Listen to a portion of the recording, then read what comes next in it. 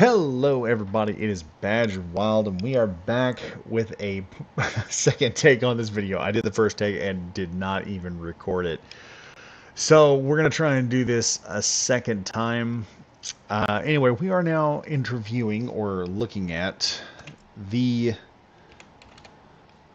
Immensity Carrier. It's built by Allied Armor. Amazing. I've given it a thumbs up. It's taken almost every DLC except the new current DLC. Can carry 48 fighters, 16 dropship shuttles, 24 gunboats, 8 light frigates, and 2 capital class ships. Its armament is 24 custom Gatling turrets and 24 artillery turrets powered by batteries and reactors. It also, let me see if I can find it here, has 32 jump drives, so very impressive. Uses ion and hydrogen. Just a very awesome ship. What am I going to review on this ship? Everyone else has been reviewing it. What I can tell you about this is it's a very unique build that is broken into 4 almost equal parts. So what we're going to do is we're going to go through one nacelle, and I can tell you most of them are pretty much the same, except for the exception one side of the ship has a bridge. But what we're going to look at first is these unique angles that are being implemented and how they're being implemented. Now, in construction, I do carpentry. Sometimes you got to put metal in something and wrap it. This is called breaking metal and wrapping metal. So what you normally do is you'll take like a sheet of steel and you'll bend it to the exact measurement of, say, a wooden pole. And then you'll set it over it like a cap, and then you'll just nail it into place. And that's what's going on here. You have a hinge. Let me head over here because I've actually got this opened up where you can see it. Over here, you've got a hinge holding this on and keeping this together, giving you the angle that you want. Because if you pull back here and look, you can see right here that simple angle right there where it's going in, which gives the Immensity its unique shape, makes it look, bulkier than what it is. Makes it look a little more finesse than what it is. It's being done all over the ship. It's a very interesting idea, and I had never thought about actually using it. Now, what some of this stuff is being held with is landing gear blocks just holding together. So if you push P on this thing, you're not only going to drop everything, unleash everything from this, but you're also going to unhinge everything. And there's always a warning on this ship already about it being angering of clang. But to show you where else this is going on, and this is a neat little trick of the eye up here. This ring is amazing. So the ring is being held together by a series of hinges. You will notice it is not connected here because you cannot simply connect hinges to themselves in a circular fashion. It's very difficult to do.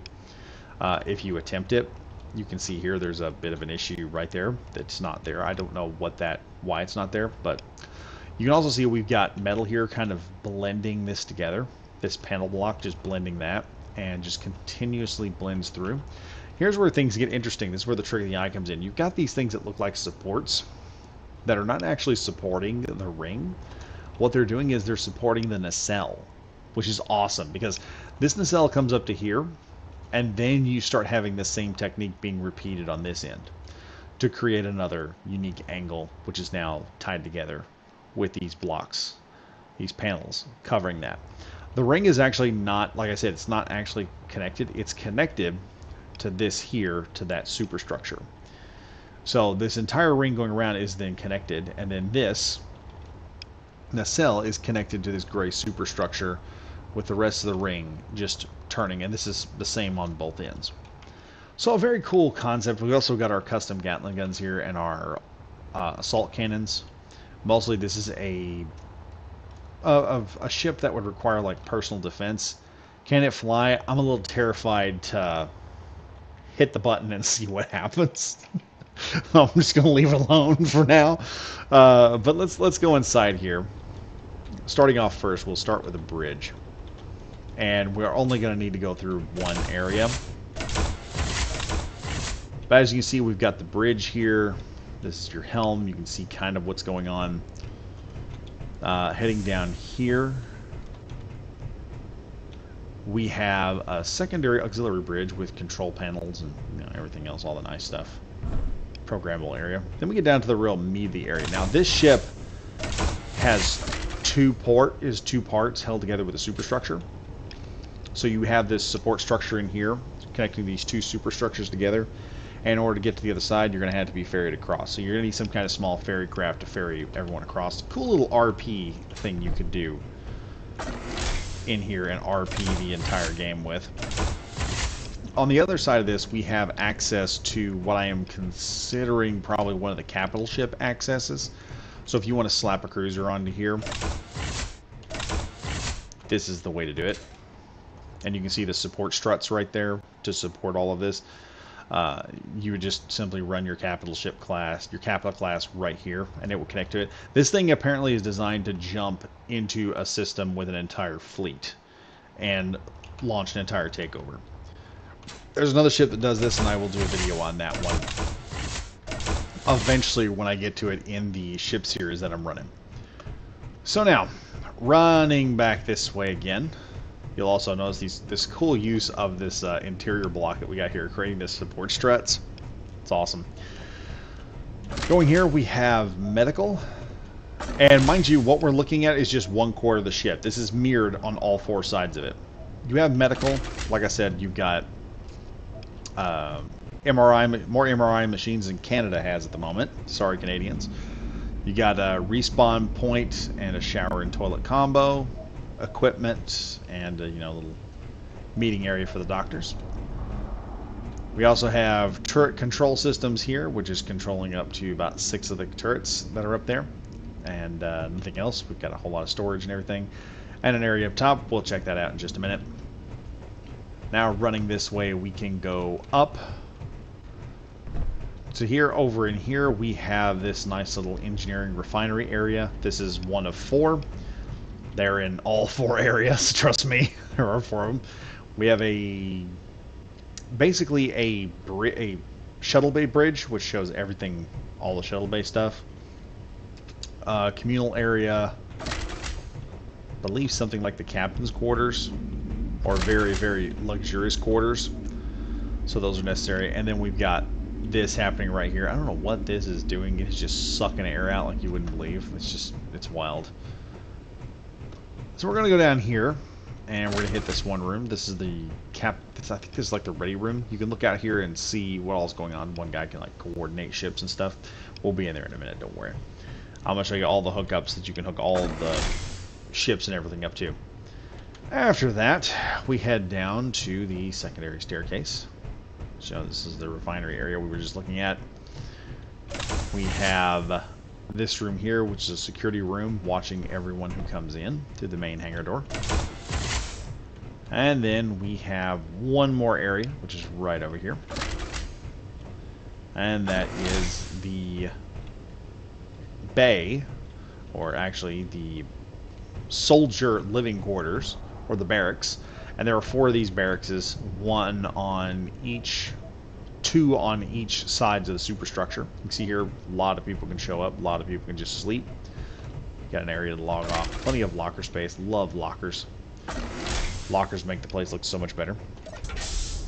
And we go over here. We open up this bay door to the inside hangar. Now we've got room for fighters. You can see over here it's basically, like I said, mirrored the exact same way. We've got dropship support. The one thing that I don't like about this is, and it's my one gripe, I don't have places, or at least I can't see places for vehicular craft, or vehicles, like ground vehicles. There's plenty of places for like fighters and dropships and shuttles, but I don't see any place for like ground assault vehicles, and I would love to see something like that on here. But I guess you could probably modify some of these areas, but then you still need a dropship to get it all down, and that's kind of a thing you need. We got over here, we've got storage for our container, and we go back to the final connection port, which is right over here. And these are our 3 connectors for whatever frigates we've got. And then we come back, and that is the Immensity, folks. A very super massive carrier that, let me get a good money shot here going, is one of probably the best large-scale builds I've ever seen. This is obviously done by someone who does a lot of small-scale work and then just upped the ante into this realm of possibility, which makes it look amazing. Anyway, folks, if you guys enjoyed the Immensity, drop me a like, a comment, and if you're new to the channel, subscribe. Don't forget about the subscribe star, $1 a month, really helps out the channel. And also, great announcement. For some reason, a bunch more of the videos are now up on Rumble. I'm not sure if they're having trouble approving everything or not, or if I just have like a data limit on how much I put on there. But I pump out videos on YouTube a lot. Go and support me over there on Rumble, and I'll try to get some more custom content over there. But anyway, folks, hope you guys enjoy the video. And as always, stay safe, stay frosty, enjoy this giant, massive cinematic experience you have right here in Space Engineers. And I will see you all in the next video. Goodbye for now.